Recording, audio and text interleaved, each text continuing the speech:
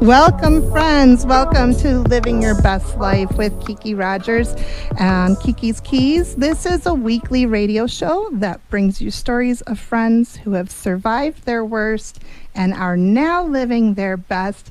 My name is Kiki Rogers. I'm your gracious hostess, and I wouldn't be here without my generous sponsors. So I definitely want to send some love out to We Care Tucson, Sarah Sauter's Luxury Real Estate, Kiki Rogers Country Financial, Crossroads Coaching and Career Counseling, Phones Down, Just Drive, Network Outdoors, and Sean Scott with Hypnotherapy.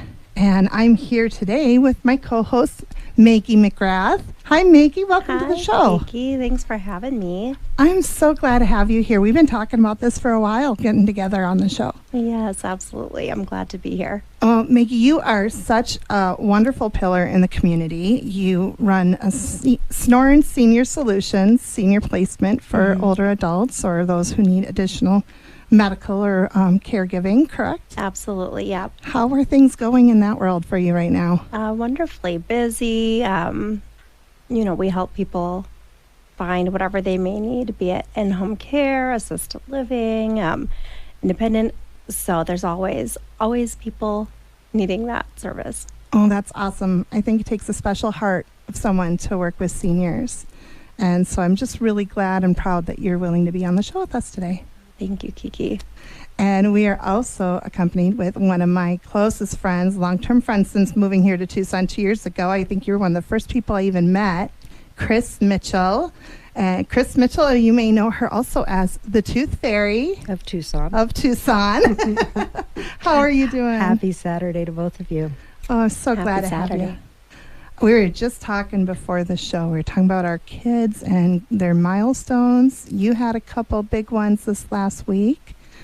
Yes, my middle schooler is going on to high school, and my high schooler is going on to college. So it was back-to-back graduation promotions. This mama is exhausted.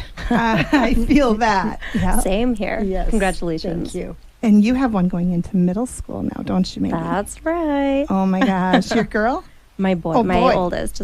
Yep. How does he feel about middle school next year? I think he's pretty excited, Yeah. but he was also a little emotional. Was he? Yeah. That's great. Yeah. That's that older boy. That was my Ian, too. He was a little more the emotional feeler type. Yeah, 100%. Where my youngest, Adam, he's got such a head on his shoulders. I have no idea whose kid that is.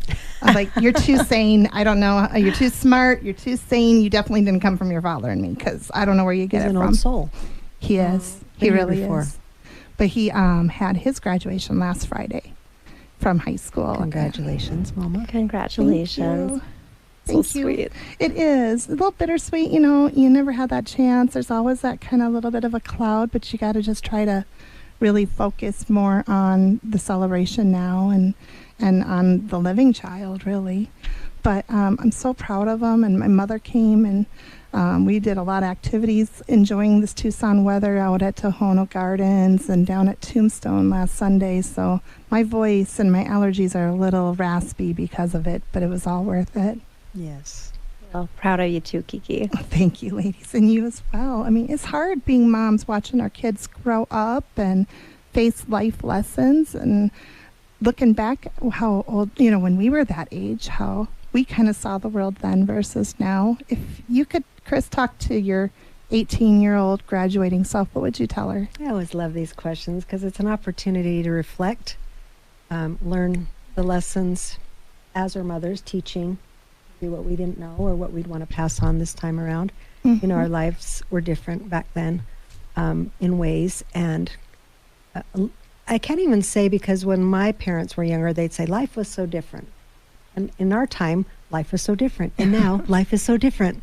Right. So really what I like to teach my children, I don't want them to aspire to chase certain things, because that's the construct we've been taught our whole lives. A job, money, What our values material are. things, what our values are. Our values So were since they were told upon little, us. I've taught them, and a great conversation for today would be just being your authentic self, chasing happiness, and being vulnerable, because we are wearing masks all day in many areas of our lives. So after my divorce of 19 years being married, I spent the last 5 years doing just that. I get that. So I teach my children, they would see me be emotional.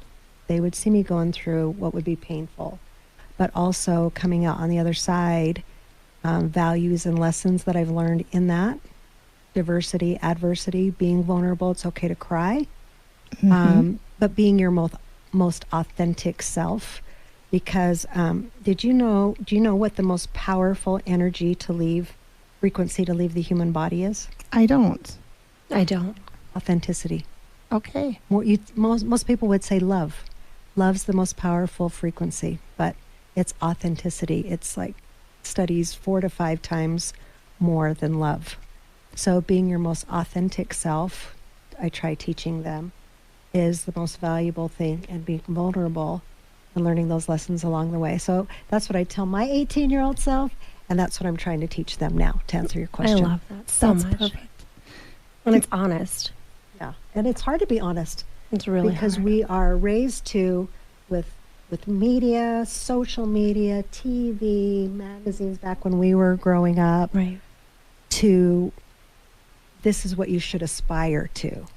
Right. And for us as women, seeing those magazines when we were young, the Teen Bop, the Glamour, all the, magazines back then that were in the Well, when and we these were were in the the grocery Kate store. Moss days too. Yeah, I mean, absolutely. And how thin you were supposed to look. Mm-hmm. And that's just not everybody's body. I'm a Latina. I've got curves, Right. And just everybody's built different. I remember going in the stores and they only had clothing for certain types of bodies that they had fit for. And it was so frustrating. So now that when I'm an adult, it's gotten better.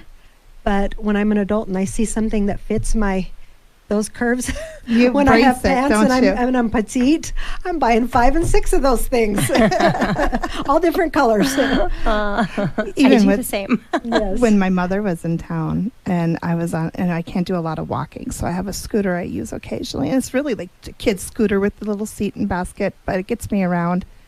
And so I was sitting on it, and she's like, "Kris, do you have shorts on under that skirt, or is that a skirt?" And right away, like, I hadn't even gotten to that point yet. Mom's already telling me what mistake I'm about to make, And I love my grandmother dearly, but she's definitely from the silent generation, and she's 89 years old. And we kind of joke that the word of the family is the word should. What you should be doing, what should you be doing with your time, your energy, your love? What does that look like?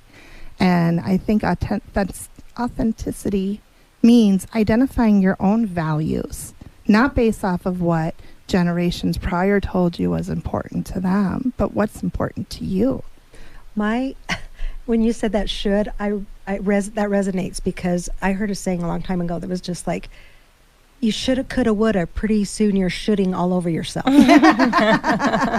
She did say shoulding, folks. Shoulding all over yourself, which is, it's past tense. How is It's that true. helping me at this moment? Yeah, it's very true. Yeah. So And I think it's okay to value different things. Maybe that's why that's a higher frequency than love, because even who we're supposed to love and give our time and attention to is something.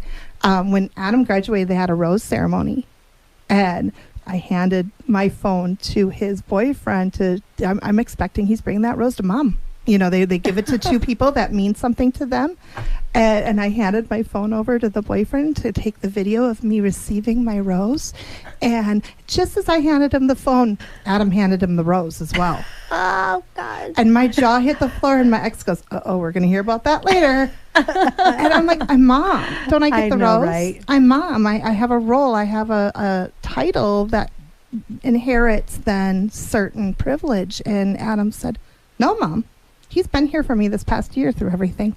I adore him. He got the rose." Yeah. And I had to be okay with that. Yeah.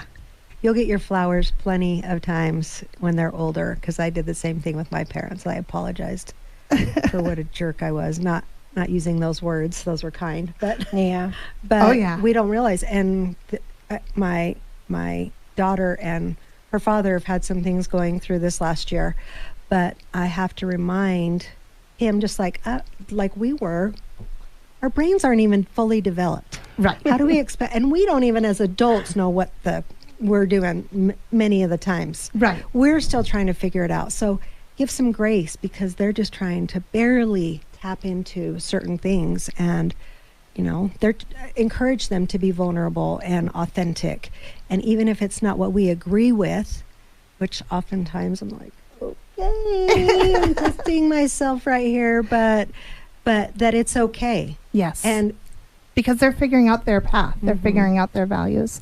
Gosh, we are all ready for break. We're going to go and listen to some ads, give some love to our sponsors, please, folks, and then we'll be back right after this. We are back to Kiki's Keys to Unlocking Your Best Life, and we are turning our L's into lessons and making some M's with our best friends. I'm here with my friends, Maggie McGrath and Kris Mitchell. Welcome back, gals. thank you. We're just talking a lot about authenticity and trying to find our authentic selves. How did you find your authentic self? I wanted to find, first of all, what I saw a thing on vulnerability and authenticity. Can I share it? Absolutely. So vulnerability is not knowing victory or defeat. It's understanding the necessity of both.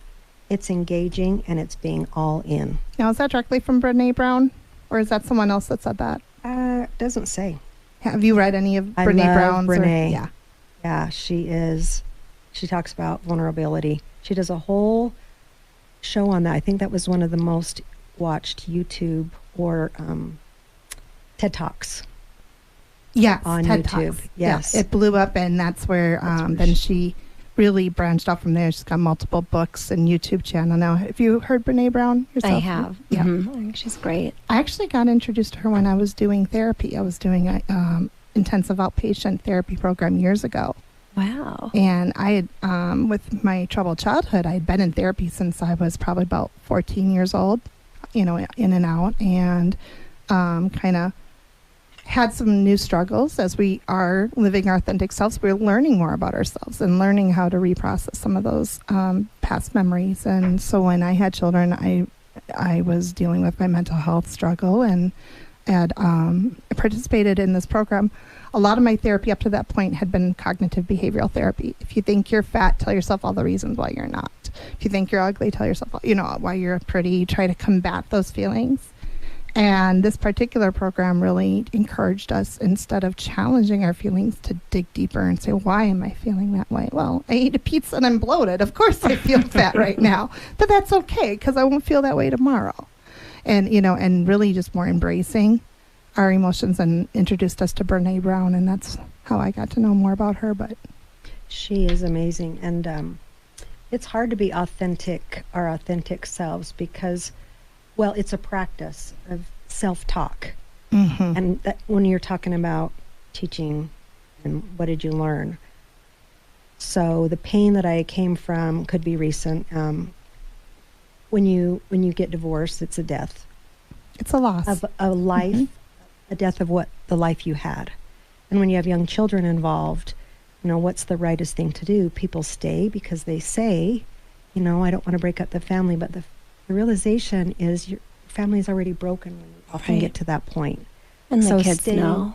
And the kids feel everything. They know. They're smart. Oh, yeah. So you're not doing any favors. What you are is reinforcing, modeling of maybe what they should be doing when they grow up. 100%. So I remember the point of when I said, this is not what I wanted, because I came from a family of similarly stayed, your Catholic vows and the religious part, and you just stay. You work through it all, even though you're not really working through it all, you're just existing in it. Mm-hmm. So when I had to make that decision, what do I want for myself? And then these are my children who, 2 daughters, so they are modeling they're watching me. And it was a hard decision, but since that was made and we had moved on, there was still a lot of pain to overcome with that in the last 5 years. I get that very much. For my ex and I, it was a matter of we compromised ourselves so much to get along that we couldn't talk about anything anymore, and there was no middle ground anymore. There was no foundation in that relationship, because we just wanted it to be peaceful and loving and kind, as opposed to honoring who the other person really was. Or honoring ourselves too. Gold right there. Because when it becomes contentious in a relationship, your partner shouldn't be the one you are competing with. The world is already competitive. So when you come home, that should be your safe space.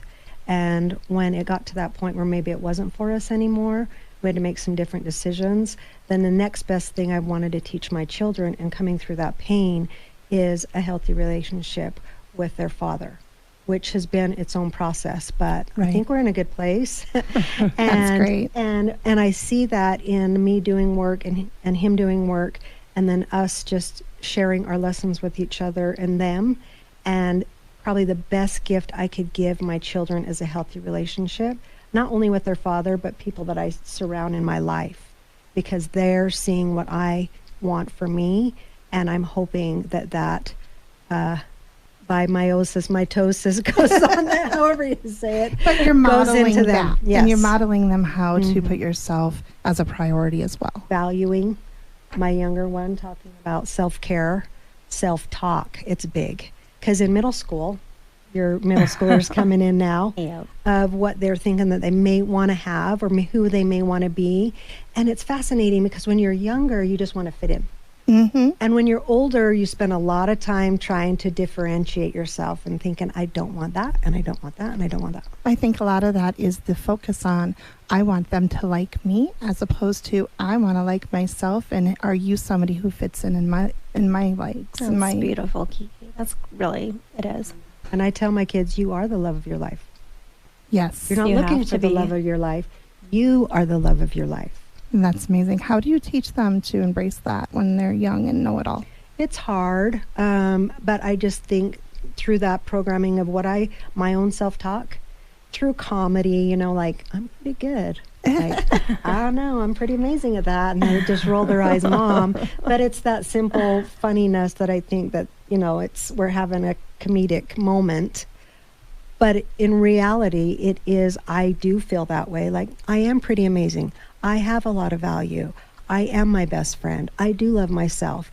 And I remember my mom sharing years ago in middle school, as a matter of fact, she said someone had said in this Carly Simon show, so we're dating ourselves a little bit, but this song came out, You're So Vain. Vain, yep. And that was told to my mom, and she said that stuck with her for years and years and years, because here she was now trying to defend herself. No, improve herself. I'm not vain. I'm loving. I'm this. And what she realizes now at 71, I was pretty amazing. Right. It wasn't vanity. I just was feeling good about myself. And I allowed someone to come into my space and tell me something that they didn't even matter. I mean, I don't even know if she knows that person anymore. But it stuck with her. So that programming that they get out in the world, we should be their safe space, coming home and listening to their conversation, but also sharing, why is it that, or asking lots of questions, why is that making you feel that way?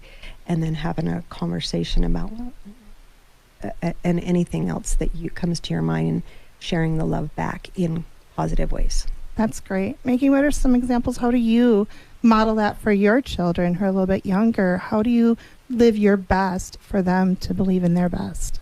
Well, it's a good question. I think being brave and starting my company when I really was terrified, but I knew I wouldn't really believe in myself if I never tried.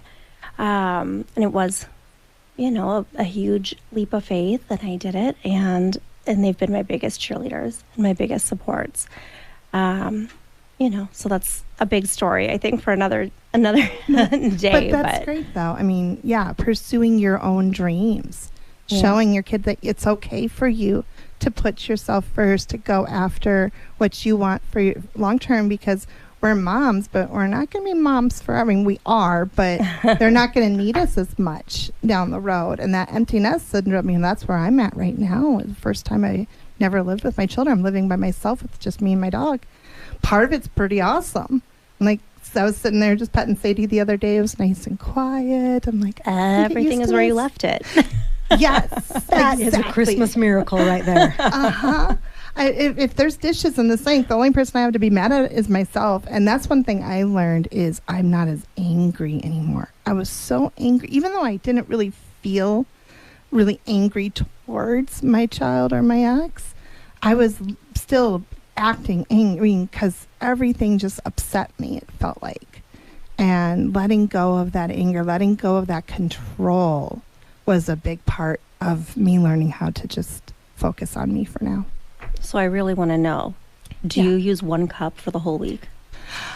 That's interesting. I have a certain cup by my bed because it's a complete spill proof. Otherwise, every single time, I don't care how spill proof I think they are, something gets spilt in my bed. And so I have my water cup on my bed, and then I have my mostly spill proof, but can be by the sink. Yeah. I guess so. And then I got my 2 for guests. That's a great question. When I had kids, I tried color coding our plates and dishes, thinking that would help. How'd it go? No, it didn't even last a week. Gosh, gals, this has been a really great conversation. Yes, thank you. Thank you for being here. If you had one last piece of advice or resource for our listeners out there who might be feeling, I don't know who my authentic self is, what advice would you give them? I would say write, and it doesn't need to be overwhelming, maybe a few things that you have wanted to do for yourself, and be brave and do them. Well, Kiki's Keys number 1, if it isn't written, it doesn't happen. Definitely. If you aren't already, start journaling, start writing down those goals. It makes a big difference. Yeah, seeing it, even if you're not a big journaler, just writing down authentic goals that you've been wanting to do and taking brave steps. Baby steps, one at a time. I think there was What About Bob? There was a book called Baby Steps. Baby Steps. That be brave and do those things that you've been wanting to do for yourself. That's how you're authentic. That's awesome. And Maggie, if anyone's looking for senior placement with Sonoran Senior Services, how can they get a hold of you? Oh, you can go to our website, which is sonoranseniorsolutions.com. You can call or text me, 520-954-1739. Thank you. Thank you for being here. Thank you to all of our sponsors. We Care Tucson, Sarah Sodders Luxury Real Estate, Kiki Rogers Country Financial, Crossroads Coaching and Career Counseling, Phones Down Just Drive, Sean Scott Hypnotherapy, and Network Outdoors. And until next time, friends, be the best version of yourself that you can be, because nobody else can do it better than you.